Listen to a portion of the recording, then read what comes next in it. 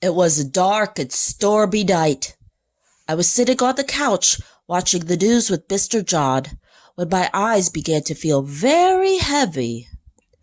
The next thing I knew, I felt somebody gently nudging my shoulder.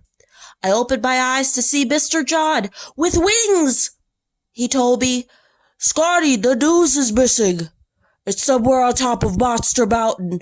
I need your help. Come fly with me." "But I can't fly," I said. Mr. John smiled and said, "That's okay. We'll walk." And so we did. First, we went to my best buddy Shay's house. I knew we'd need him on this great adventure. We continued on down the road and passed Miss Janice's house. She was standing on her porch like she always does, but she was wearing pumpkin shoes. And as usual, she was already talking. "Why, hello, boys. Mr. John, nice to see you." Mr. John curtsied and Shayden bowed. "We really must dash, Miss Janice," I said. "We're off to look for the news." "Oh, the news," she said. "I remember when I was a little girl." Miss Janice talked for days and nights, and more days and more nights. "Well, boys, I have a bunch of porcelain dolls that need painting, and you need to go find the news. Skedaddle!" So on we went.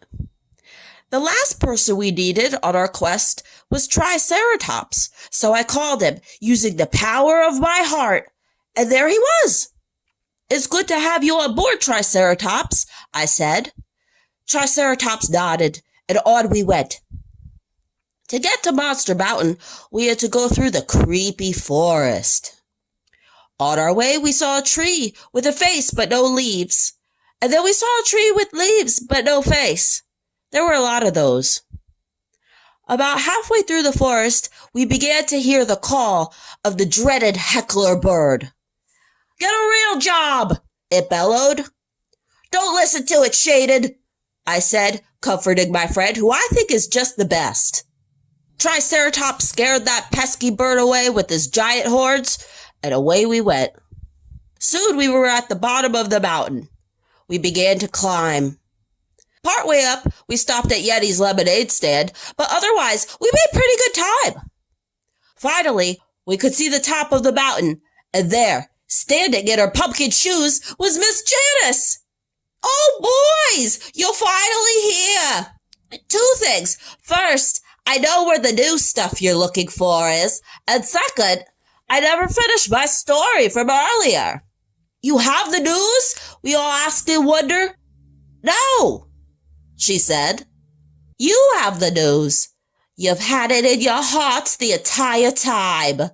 We were speechless, which was enough time for Miss Janice to continue her story from earlier. As she talked, my eyes began to feel very heavy. I closed them, but just for a second, and when I opened them again, I was back on the couch, watching the news with Mr. John.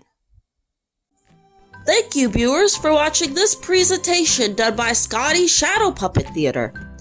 Make sure to subscribe and tell all of your friends to support the arts. Anyways, viewers, I'll see you next time. I love you. Goodbye.